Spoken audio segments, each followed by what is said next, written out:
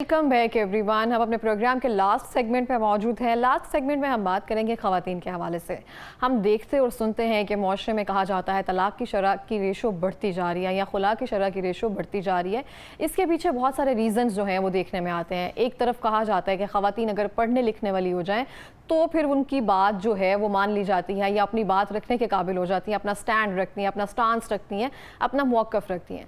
जब तक वो ख़वातीन खामोश थी या उसके बारे में बात नहीं करती थी, उनके घर में जो भी हरासमेंट चल रही है, अगर उन पर तशद्दुद हो रहा है, अगर किस तरह से उनको इमोशनली डिस्टर्ब किया जा रहा है तो उस पर बात नहीं की जाती थी। लेकिन जैसे जैसे अवेयरनेस दी जा रही है, वो अपने हक़ के लिए बात करती है, उनको पता है कि हमारे लिए ये राइट मौजूद है, उस पर अगर वो बोलती हैं, उसके बाद अगर वो खुला लेना चाहती हैं या वो कहती हैं कि मुझे इस शख्स से अलहदगी चाहिए, तो फिर कहा जाता है कि ख़वातीन का कसूर है।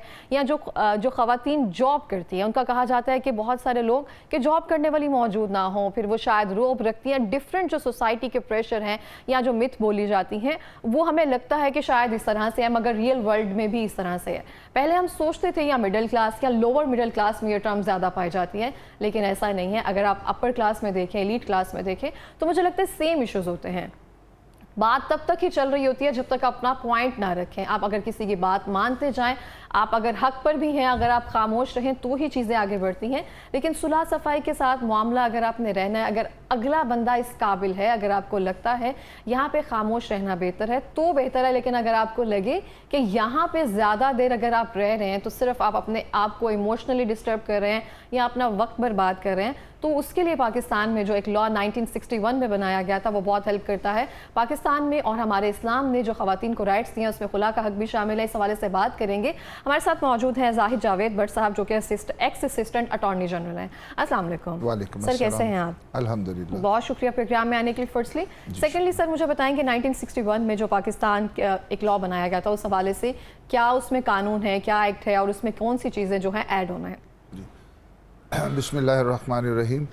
1961 में Pakistan Muslim family laws ordinance बनाया गया था, तो जिसमें मतलब जो फैमिली है, मियाँ बीवी हैं, उनके बच्चे हैं, उनके तमाम जो मामलात हैं, अगर उनका आपस में निभा नहीं होता है तो औरत को ये हक़ दिया गया है, मुस्लिम ख़वातीन को, कि वो अदालत में जाकर खुला का केस दायर कर सकती हैं।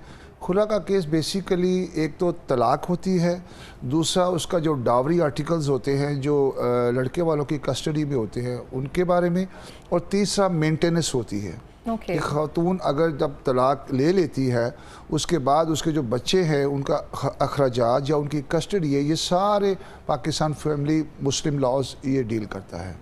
ओके जैसे आपने कहा डाउरी एक्ट जो है या फिर मेंटेनेंस एक्ट है, बहुत सारे देखे ऐसे केसेस भी आपके सामने आते होंगे जिसके जो खवातीन का जहेज है, जो ससुराल वाले हैं वो नहीं देते हैं या उसमें से कोई चीज़ बेचती जाती है या कोई चीज़ खराबी की जाती है, तो उसके बारे में भी कोई कंप्लेन वगैरह दर्ज होती है? जी एग्जैक्टली, इसमें ऐसे ही है कि अगर शादी को थोड़ा ही अरसा हुआ है और जैसे आपने कहा कि वो यूज़ करते हैं, डेफिनेटली जब कोई भी जहेज़ अपनी बेटी को देता है, सामान घर की ज़रूरियात का सामान होता है तो वो इस्तेमाल में ही होता है, वो कपड़े हों, बर्तन हो, गाड़ी हो, कुछ भी हो। तो कहने का मतलब ये कि अगर तो वो ज़्यादा अरसा गुजर गया है और उनका बच्चे भी हो गए हैं और फिर देर से जाके वो औरत अपना ये हक़ लेना चाहती है, बहुत देर तक बर्दाश्त करती है और वो नहीं चाहती कि उसके माँ बाप की बदनामी हो या मुआशरे में उस पर तलाक का धब्बा लगे, तो वो टाइम गुजारती रहती है औरत मेरे ख्याल में। तो मगर जब वो देखती है कि अब हद हो गई है, मैं मज़ीद गुजारा नहीं कर सकती, बहुत जुल्म स्तम हो रहे हैं या ज़हनी हमागी नहीं हो पा रही और बच्चे भी डिस्टर्ब हो रहे हैं, तो और घर वाले भी डिस्टर्ब हो रहे हैं, मेरे मैके वाले, मतलब हर रोज़ आए रोज़ कोई झगड़ा वगैरह होता रहता है, तो फिर लामहला औरत मजबूर होकर कोर्ट का सहारा लेती है, जो कि कानून में इसकी इजाज़त है। और आपको मैं बताता चलूँ कि जो हम निकाहनामा जब लिखते हैं तो उसमें भी एक पूरे सेक्शंस हैं जिसमें औरत को भी तलाक का हक़ दिया गया है। वहाँ हाँ या ना लोग लिखवाते हैं, बल्कि मौलवी साहब तो पूरा पैरा ही कट कर देते हैं, औरत को ये हकूक़ नहीं दिए जाते। तो पहली बात तो ये कि औरत के जो जेन्युइन हकूक़ हैं, जो असल हकूक़ हैं, उनको निकाहनामे में भी उसका अंदराज होना चाहिए। जैसे हक़ महर लिखा जाता है, हक़ महर दो किस्म के होते हैं, मुअज्जल और गैर मुअज्जल, और फिर उसमें कुछ शराइत होती है कि औरत को अगर आप तलाक देंगे तो उसके साथ आप क्या करेंगे, ठीक है। तो वो हक में लिखा जाता है, कोई सोने की शक्ल में लिखा जाता है, कोई ज़मीन की शक्ल में लिखा जाता है, और आखिर में वो जो पैरे होते हैं उसमें औरत को तलाक का हक भी दिया गया है। इसी चीज़ को मद्देनज़र रखते हुए जब आइली कवानीन बने हैं ना 1960 में, फिर उसमें जब 61 में इसमें इजाफा हुआ है, तो उसमें बताया गया है कि औरत खुला का दावा भी कर सकती है और तलाक ले सकती है अगर उसकी ज़हनी हमांगी नहीं होती, अगर उस पर जुल्म सितम होता है, वो कोर्ट से रिजू कर सकती है। लेकिन मेरा सवाल ये था कि जो डॉरी या जहेज़ वगैरह है, अगर इसमें से कोई चीज़ डैमेज हो जाती है, अगर उसको खातून या उसके घर वाले क्लेम करते हैं, तो उसको किस तरह से उस कोर्ट में जाकर दोबारा से जस्टिफाई किया जा सकता है, और जो उसके घर वाले हैं उसके बाद वो कोई खर्चाना या पैसे वगैरह की सूरत में कुछ अदा करते हैं? जी, ये डिसाइड करना कोर्ट का काम होता है। जब कोर्ट में ये दावा दायर किया जाता है खुला का, कि उसके साथ ही डावरी आर्टिकल्स भी होते हैं और मेंटेनेंस वगैरह भी होती है। तो जब कोर्ट इसको डिसाइड करती है, डिग्री करती है, मिसाल के तौर पे होता ये है कि अब झूठ सच तो अदालतों में चलता ही है। औरत भी बाज़ का ये करती है कि वो झूठी पर्चियाँ, झूठी रसीदें वगैरह बनवा के ना, उनके जो वकील होते हैं, सॉरी टू से मैं वकीलों की बात कर रहा हूँ, या जो फैमिली वाले होते हैं जो उनको वो कर रहे होते हैं कि तलाक लेनी है, अब आपका गुजारा नहीं है, तलाक ले लें, या वो खुद चाहती है, तो फिर वो जो अपना सामान जहेज़ साथ एक लिस्ट लगाती है बाकायदा, उसकी वो लिस्ट को मद्देनज़र रखते हुए कोर्ट देखती है, कोर्ट गवाहियाँ लेती है, शहादतें लेती है, जिसमें शहादतें किन लोगों की ली जाती हैं? शहादतें जो लड़की वालों की तरफ से तो 2 शहादतें होती हैं और डावरी आर्टिकल्स के लिए, कि जैसे बाप ने ख़रीदा है, रसीदें हैं, डॉक्यूमेंट्री एविडेंस में रसीदें आ जाती हैं, सोना कहाँ से ख़रीदा है, कितने का ख़रीदा है, बर्तन वगैरह कहाँ से ख़रीदे हैं, कितने के ख़रीदे हैं, ये सारी उनके साथ रसीदें वो जो लफ करते हैं। जब एविडेंस होती है ना, तो जो ज़ुबानी एविडेंस होती है वो तो मर्द की शक्ल में या कोई भी उनका घर का फ़र्ज जो है वो बताता है कि हमने ये जहेज़ दिया है। तो जो रसीदें होती हैं वो बड़ा अहम रोल अदा करती हैं। तो बाज़ औक़ात रसीदें आपको पता है जाली भी बन जाती हैं, मगर कोर्ट फिर इस चीज़ को एनालाइज़ करती है। कोर्ट डिसाइड करती है कि ये अच्छा, फिर माली मामलात भी देखे जाते हैं कि जो लड़की वाले हैं वो इतने अमीर हैं कि अगर उन्होंने 50 तोले जेवर लिख दिया है, तो उसका बाप क्या करता है, उसके घर की पोजीशन क्या है, वो 50 तोले बेसिक चीजें जो हैं उसको मद्देनजर रखकर फिर इसका डिसीजन कोर्ट एनालाइज करती है फिर उसको, और बड़ा समझ बूझ के बाद कोर्ट फिर अगर वो जहेज़ का जो सामान है, जो चीज़ें हैं वो ज़ाया कर चुके होते हैं, इस्तेमाल कर चुके होते हैं, तो उनकी कीमत अखज़ करके फिर कोर्ट उस तरह डिग्री कर देती है, मगर लामहल्ला उसका जो डावरी आर्टिकल्स होते हैं उनकी उसको कंपनसेशन ज़रूर मिलती है, ज़रूर दी जाती है। अच्छा, जो बच्चों की कस्टडी का मामला होता है वो किस सूरत में ख़वातीन को दिया जाता है, किस सूरत में वो उसके वालिद को जाता है? लड़की और लड़के के मामले में देखें, जो गार्डियन एंड वार्ड एक्ट है वो 1890 में बना हुआ है, और मेरे ख्याल में ये अंग्रेज़ ज़ोर से बना हुआ चला आ रहा है। ये बच्चे की वेलफेयर के लिए है। मियाँ बीवी जब अलहदगी इख्तियार कर लेते हैं तो जो बच्चा होता है वो नॉर्मली हमने मुआशरे में देखा है कि वो बेचारा पंजाबी के अंदर रुल जाता है, उसका बड़ा बुरा हाल होता है, उसकी वेलफेयर नहीं हो पाती। तो इसमें सबसे welfare of the minors court देखती है।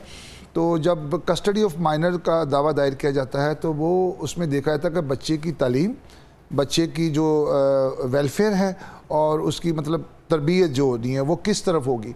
कोर्ट ये देखती है कि अगर औरत ने दावा दायर किया है तो बच्चा अगर छोटा है, शक्लिंग बेबी है, दूध पीता बच्चा है, तो वो 6-7 साल तक तो उसको उसके मर्द के हवाले नहीं करेगी। वो औरत का एक बुनियादी हक होता है कि वो बच्चे को उस दौरान, चूँकि कुरान ने भी हुक्म दिया है, अल्लाह पाक ने भी हुक्म दिया है, तो वो शक्लिंग बेबी माँ के पास रहता है 7 साल तक।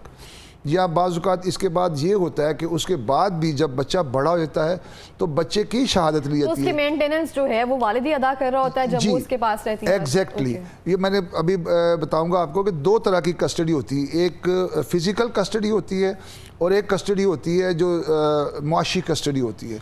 बाप अगर ये कोर्ट में लिख के दे देता है कि मैं इसका ख़र्चा अखराजात जो है वो इसकी तालीम के अखराजात ये वो सारे वो दूंगा और आप इसको पालें, तो वो फिर बच्चा माँ के पास रहता है। ज़्यादातर जो बच्ची होती है ना, बच्ची की वेलफेयर देखी जाती है कि उसकी तरबियत कैसी हो रही है, माँ के पास अच्छी हो रही है, बाप के पास अच्छी हो रही है। तो बाप अगर चाहता है कि बच्ची मेरे पास आए तो फिर उसको साबित करना पड़ता है कि मैं दूसरी शादी नहीं करूँगा। दूसरी औरत आती है तो लामोहल्ला बच्चे पे बच्ची पे जुल्म वगैरह करती है, या अगर वो बच्ची माँ के पास रहती है वो उसकी अच्छी तरबियत कर सकती है और शादी नहीं करती, अपने बच्चों के लिए कुर्बानी देती है, तो वो फिर खामी जो होता है वो उसको सर्टन कोर्ट ऑर्डर करती है कि आप इतना खर्चा इसकी जब तक ये बालग नहीं हो जाती, और उसके बाद इसकी शादी के अखराजात भी इवन वो कोर्ट डिसाइड करती है। और बेसिकली कोर्ट गार्डियन होती है, उस बच्चे की कोर्ट गार्डियन होती है। गार्डियन एंड वार्ड एक्ट है ना, तो गार्डियन जो भी मुकर्रर होता है फिर वो उसको लुक आफ्टर करता है, उसको मेंटेन करता है। लेकिन एक ही तो पैटर्न ये हो गया ना, जिसमें आपने कहा जो वालिद होता है वो खुद कह देता है कि मैं मेंटेनेंस दूंगा,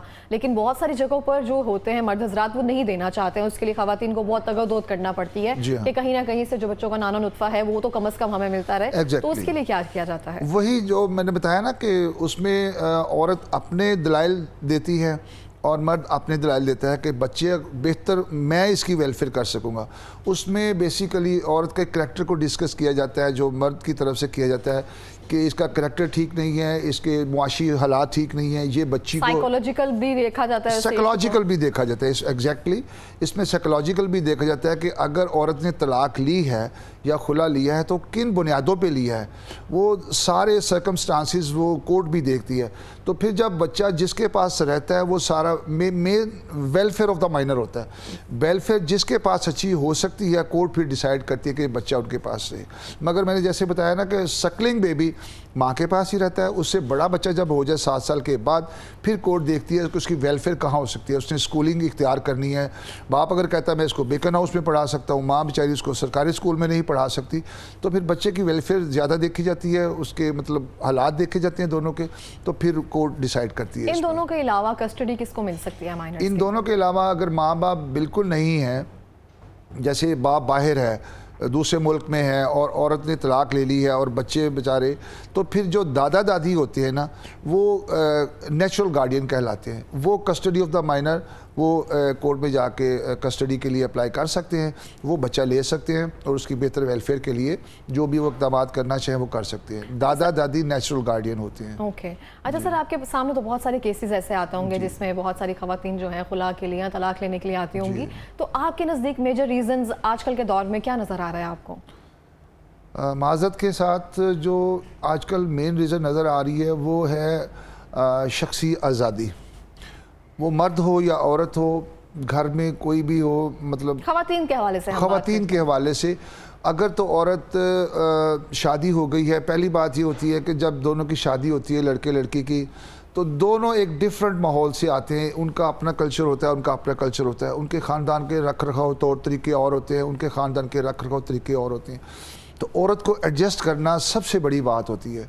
और हम लोग जो बुज़ुर्ग हैं वो यही समझते हैं कि लड़की को जो वो जाके एडजस्ट करना चाहिए सब्र के साथ, हिम्मत के साथ, हौसले के साथ। और यही बेटियों को तरबियत भी हम लोग यही देते हैं कि अगले घर में जाके उनके घर जैसा माहौल आपने अपनाना है, क्योंकि आप अकेली हैं और वो लोग ज़्यादा हैं। तो वो कम और ज़्यादा वाली जो रेशो होती है औरत को चाहिए भी ये है वैसे मेरे ख्याल में कि वो जाके एडजस्ट करने की कोशिश करे। मगर हमने देखा है कि आजकल तालीम याफ्ता औरतें जो हैं, बच्चियां जो हैं, वो अपने आप को एडजस्ट नहीं कर पाती। रीज़न क्या है उसके? और रीज़न यही है, एक तो सबसे पहली तो मुआशी रीज़न होती है। अगर औरत पढ़ी लिखी है और उसकी वहाँ पे मुआशी एडजस्टमेंट नहीं हो रही, उसके अखराजात पूरे नहीं हो रहे, तो फिर वो अपने खामिद को कहते हैं कि मैं भी जॉब करना चाहती हूँ, तो मैं आपका हाथ बटाना चाहती हूँ। मर्द अगर रिजिड किस्म के होते हैं वो कहते हैं नहीं तू घर बैठना है, जॉब शॉब नहीं कर सकती है तुम, तो फिर वो ज़हनी हमांगी जिसे कहते हैं वो नहीं होती उनकी। और वो अगर उसको एडजस्ट नहीं कर पाता, उनके आपस में लड़ाई झगड़े शुरू हो जाते हैं, बाज़ औक़ात वो जुल्म सितम की हद तक आ जाते हैं, मारपीट तक आ जाते हैं। तो क्या ये चीज़ें पहले डिसाइड नहीं करनी चाहिए? अगर एक खातून पढ़ी लिखी है, आपको भी पता है आप पढ़ी लिखी खातून लेकर जा रहे हैं, उसके बाद अगर वो किसी तरह से मुआशी हालात जो है बेहतर करना चाह रही है अपनी औलाद की वेलफेयर के लिए, आपके वेलफेयर के लिए, तो उसके बाद क्या पॉइंट बनता है इस चीज़ पर रिजिड होने का या फिर अपना स्टांस जो है वो ख़राब करने का? होना तो नहीं चाहिए, मगर होता ये है कि नॉर्मली जब ये बातें बढ़ जाती है, जुल्म सितम की हद तक आ जाती हैं ना, तो फिर वो मतलब तलाक की हद तक बातें आती हैं। औरत मजबूर होकर फिर कदम उठाती है। ये वैसे औरत ये कदम नहीं उठाती, क्योंकि इस्लाम में भी आपको पता है कि नबी पाक सल्लल्लाहु अलैहि वसल्लम ने फरमाया कि जो हलाल कामों में ये तलाक लेना, अगर औरत ये समझती है कि मेरा निभा मुश्किल है इनके साथ, या दोनों मियाँ बीवी समझते हैं कि निभा मुश्किल है, तो एक हक़ है इस्लाम में कि तलाक ले ली जाए। तो नबी पाक सल्लल्लाहु अलैहि वसल्लम ने फरमाया कि हलाल कामों में सबसे नापसंदीदा चीज़ वो तलाक है।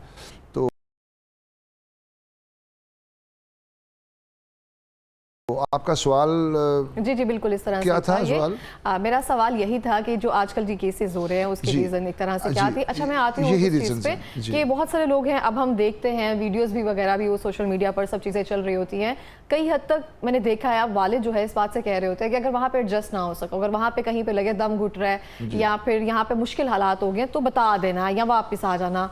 जो चीज़ हमें प्रायर हम 10 साल पहले 15 साल पहले या हमारी वालिदा को जो चीज़ सिखाई जाती थी वही था कि शायद तुम्हारा जनाजा निकले। जी, ये एक exactly, मिथ जो ऐसे। टिपिकल वर्ड्स हैं वो बताए जाते जी, थे जी, कि ये चीज़ इस तरह से ही होनी चाहिए। तो अब ये चीज़ें चेंज हो रही है क्योंकि हम लड़कियों को पढ़ा रहे हैं, उनको समझ आ रही है, और फिर यही एक जो रीज़न है आप ले आते हैं। तो मतलब कि जब तक आप किसी चीज़ पर खामोश रहते हैं, हक पर बात बोलते नहीं हैं, तो फिर ज़रा मुश्किल हो जाता है रहना। जी, बहुत मुश्किल हो जाता है। आपका सवाल में जब समझ आया था कि वो सवाल था कि पढ़ी लिखी औरत है तो वो अगले घर जब जाती है तो वो क्यों नहीं समझता कि वो पढ़ी लिखी है।